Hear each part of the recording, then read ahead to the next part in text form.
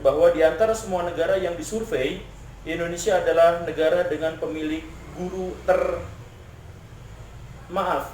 terjelek di antara semua yang disurvei.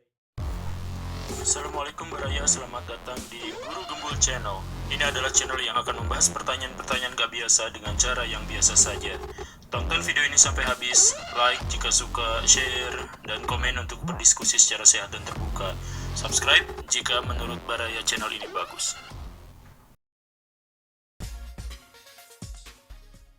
Ini adalah episode pertama channel Kang Guru. Kita sekarang punya tema tentang pendidikan, tetapi ya temanya agak garing tentang pendidikan. Tapi judulnya aneh. Ada pertanyaan dari adik Terry, anak Bandung kelas 10 SMA. Pertanyaannya adalah, kenapa guru sekolah lebih jelek daripada guru bimbel? Ya, saya mohon maaf kepada guru-guru kalau misalkan mendengar uraian ini, tapi memang banyak sekali siswa-siswa kita yang bertanya tentang hal seperti itu. Kok guru-guru saya di sekolah gak sebagus guru-guru di bimbel? Kalau misalkan guru di bimbel bagus, ngapain juga saya sekolah? Katanya sih gitu. Ya, banyak perdebatan, banyak pembelaan dan lain sebagainya. Tapi yang pasti pertanyaan dari Terry ini benar juga, karena dilihat dari data tahun 2016, data yang dikeluarkan oleh UNESCO yang menyebut bahwa di antara semua negara yang disurvei, Indonesia adalah negara dengan pemilik guru terjelek di antara semua yang disurvei. Itu UNESCO tahun 2016, cek aja di Google. Kok bisa seperti itu? Kalau misalkan kita melihat data yang dikeluarkan sama PISA, bukan data survei yang dikeluarkan oleh PISA tahun 2013, juga menyebut bahwa pendidikan di Indonesia itu yang paling jelek kedua, lumayan tapi yang paling jelek kedua di dunia. Di antara yang disurvei itu berapa negara ya? 64.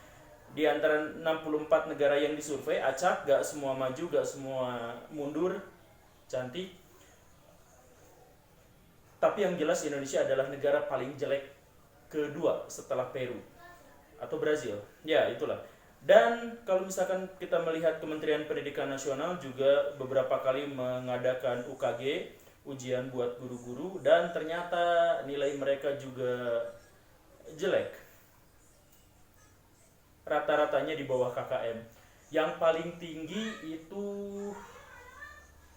yang tahun kemarin itu hanya 69, poinnya 69. Jadi kalau misalkan guru-guru di sekolah banyak yang marah-marahin anak supaya harus nilainya KKM, kalau nggak KKM dikejar-kejar remedialnya dan seterusnya, ada nggak siswa-siswa yang berani nanya, Pak, nilai UKG-nya kemarin berapa? Jangan-jangan di bawah KKM. Dan memang rata-rata di bawah KKM. Sebuah ironi memang yang harus diakui bersama oleh pemerintah, oleh guru, oleh kepala sekolah, oleh semua stakeholder yang terkait, bahwa pendidikan di Indonesia itu ironi.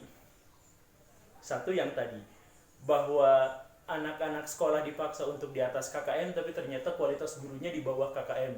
Itu kompetensi yang diuji oleh pemerintah. Belum juga bahasan yang tadi kita sebut. Nah, jadi pertanyaan dari Terry itu benar. Kenapa guru bimbel lebih bagus daripada guru SMA?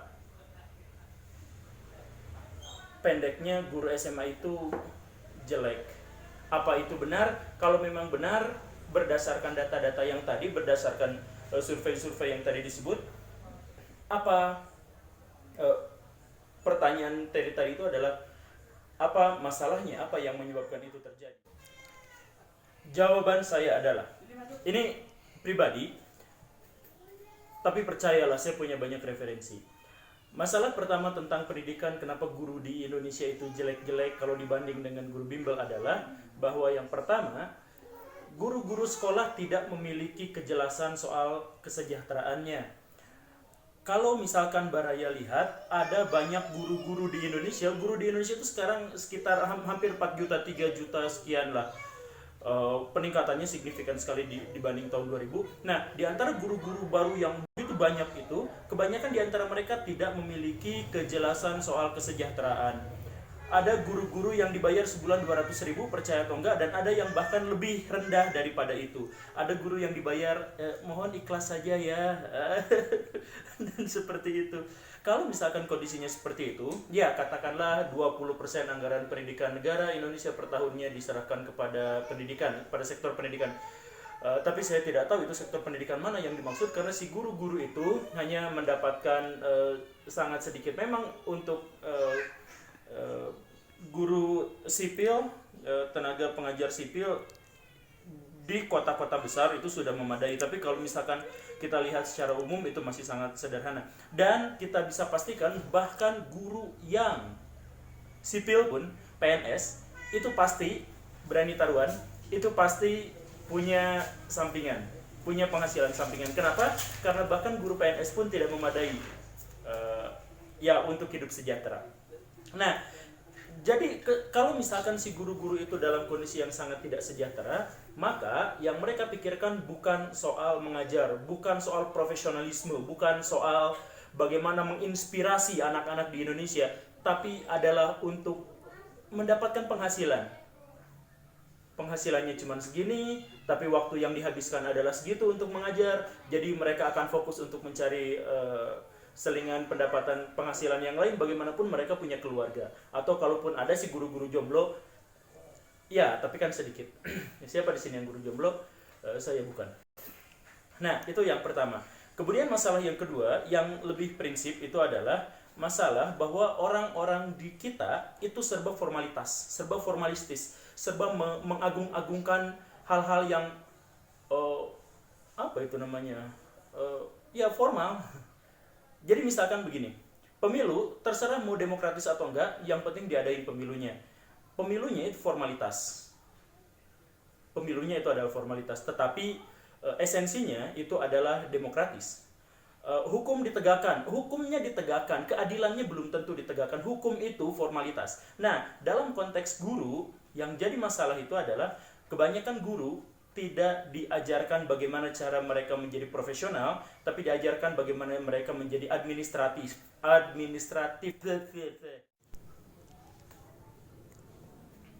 Ya, apa yang dimaksud, apa yang saya maksud dengan administratif, apa yang saya maksud dengan formalistis? Maksudnya adalah guru itu tidak dinilai bagaimana dia mengajar, tidak dinilai bagaimana dia menginspirasi anak, tidak dinilai bagaimana jerih payahnya dia dalam mengajarkan materi, bagaimana memotivasi, tidak. Satu-satunya yang dinilai guru dinilai itu dalam hal apa? Kalau misalkan datang akreditasi ke sekolah, datang visitasi ke sekolah, itu yang dinilai hanya administrasi. Silabus, RPP, silabus dibikinnya sama pemerintah, tapi ada RPP, ada Prota, Promes, ada KKM dan sebagainya. Dan itu untuk satu guru, per pelajaran yang diampu, dan per jenjang pendidikan yang diambil, itu bisa sampai 1 rim kertas RPP, silabus apa segala rupa, dan itu harus dibuat di awal semester. Aneh, sangat tidak relevan untuk hal ini. Jadi kalau misalkan dia ngajar 3 kelas, dan 3 kelasnya itu 3 pelajaran, misalkan geografi, sosiologi, sejarah misalkan gitu, atau fisika, matematika, kimia, jarang gitu, tapi anggaplah seperti itu. Maka dia harus bikin 18 rim, 9 sampai 18 rim administrasi, dan itu harus dibuat di awal. Ini memecah konsentrasi guru.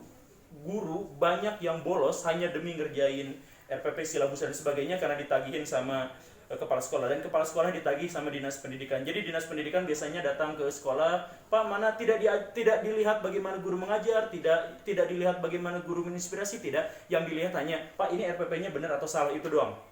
Jadi kalau misalkan guru bimbel itu tidak diajarkan yang seperti itu, tidak dipaksakan untuk mencari seperti itu. Guru bimbel itu ketika dia mengajar, dia dilatih untuk mengajar, dia dilatih untuk inspiratif, dia dilatih untuk memberikan penjelasan yang seakurat dan sehebat mungkin, yang bisa diterima oleh anak. Tapi guru sekolah tidak. Guru sekolah hanya disuruh bikin, coba kita lihat, ini hal yang unik. Mana ini? Kenapa Pak Kijut? Ngomong-ngomong, kenapa suara oroknya hilang? Dari tadi ada suara orok, maaf, dan ada suara kucing, dan ada kereta, dan ya sudah, dan pesawat. Dan ya udah. Coba kita lihat, ini setiap satu pertemuan guru harus buat semacam ini. Langkah-langkah pembelajaran. Pertemuan pertama, pendahuluan 15 menit. Dalam 15 menit itu yang harus dilakukan adalah pertama, meminta siswa untuk berdoa, bersujud syukur, bla bla bla bla bla. Kedua, siswa diperiksa kehadirannya, kemudian pemusatan perhatian, ada 5 poin. Kemudian yang keduanya, ini hanya contoh. Kemudian yang kedua, kegiatan inti 100 menit. Menyiapkan informasi tentang kegiatan yang akan dilaksanakan oleh siswa, membagi siswa dalam kelompok 6 atau 7, bla bla bla bla bla, dan seterusnya. Coba bayangkan kalau misalkan guru adalah profesi dan setiap profesi ditanya administrasi sedetail ini, pada menit kesekian harus melakukan apa dan harus ditulis, menit kesekian harus melakukan apa dan harus ditulis. Maka coba bayangkan tukang ojol, ojek online, ketika ketemu sama pelanggan, pertama kasih senyum, menit kedua beri helm, menit ketiga naik pelan-pelan dan nyuruh si penumpangnya itu naik dengan senyuman manis. Pada menit kelima, apa mungkin seperti itu? Dokter mau melakukan operasi, menit pertama dia harus menyiapkan alat-alat peraknya dulu. Menit kedua dia harus membius, kan gak mungkin. Hanya guru profesi yang administrasinya itu sedetail dan selebay ini dan tidak relevan. Coba bayangkan, ini yang ditulisnya per hari itu dibuatnya di awal semester. Emang guru peramal? Bukankah pengajaran yang baik itu adalah yang konstruktivistik? Konstruktivistik itu artinya adalah membawa fenomena dan kenyataan hari ini di dalam kegiatan belajar. Artinya kalau misalkan RPP dibuat 1 semester jauh sebelum mengajar, itu artinya si guru harus meramal apa yang terjadi pada hari itu, jam kesekitu dan sebagainya. Kan itu tidak mungkin, ini tidak relevan. Tetapi enaknya jadi guru bimbel, ini semua tidak harus dilaksanakan. Sehingga guru bimbel fokus pada bagaimana cara mengajar siswa, bagaimana cara materi tersampaikan, dan bagaimana cara makna-makna itu bisa diterima oleh, makna-makna dalam pelajaran itu bisa diterima oleh siswa. Sedangkan guru-guru di sekolah itu tidak. Guru-guru di sekolah mau IHT pasti belajar RPP, nanti ini disimpan di sini, K1, K2, dan seterusnya, hal-hal yang seperti itu. Coba di sini, saya yakin di sini banyak guru yang nonton. Pernahkah dalam IHT atau dan sebagainya, atau seberapa banyak pelatihan guru, pelatihan kurikulum 2013 dan sebagainya, apakah mereka dibahas, dikaji, ditanya tentang bagaimana cara menginspirasi, bagaimana metode, bagaimana psikologi pendidikan, bagaimana menangani anak yang seperti ini? Jarang. Kebanyakan yang mereka lakukan, kebanyakan yang mereka rasakan, kebanyakan yang mereka mendapatkan tuntutan dari atas, dari pelatihnya, itu adalah bagaimana caranya bikin RPP, silabus, prota, promes, KKM, dan lain sebagainya.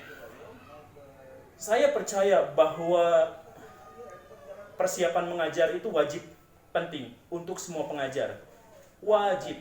Tetapi ketika itu ditekankan sampai sedetail ini, menit kesekian, sekian menit dan sebagainya, maka ini sangat keterlaluan. Ini tidak relevan sama sekali untuk mengajar. Coba cek ini kepada pemerintah, saya mohon kepada dinas terkait, kalau misalkan memperlakukan guru, perlakukanlah bahwa mereka itu adalah orang-orang yang ada di ujung tombak pendidikan kita. Kalau mereka jelek, maka yang dididiknya juga jelek. Kalau mereka baik, maka yang dididiknya juga akan baik. Kalau misalkan si guru-guru diberi pelatihan hal-hal yang tidak relevan, hal-hal yang administratif, yang semestinya hanya dikerjakan oleh tata usaha, maka apa yang akan mereka sampaikan kepada anak-anak? Mereka tidak update. Contoh, ini kita hubungkan dengan poin ketiga. Ini 6, tapi 3. Ya, yang ketiga adalah, silakan dicek di episode ke-5. Karena ini waktunya sudah terlalu panjang, jadi nanti akan saya lanjutkan di episode ke-5 tentang pendidikan ini. Semoga ini bermanfaat. Kalau misalkan Baraya menganggap bahwa ini adalah sesuatu yang penting untuk didiskusikan, silahkan di subscribe, like, kemudian share, kita bagi-bagi, dan komen dengan bahasa yang terbuka tetapi tetap halus. Semoga ini bermanfaat. Assalamualaikum warahmatullahi wabarakatuh.